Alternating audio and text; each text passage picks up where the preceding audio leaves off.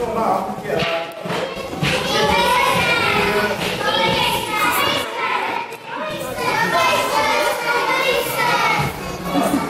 Konečně jsem přišel.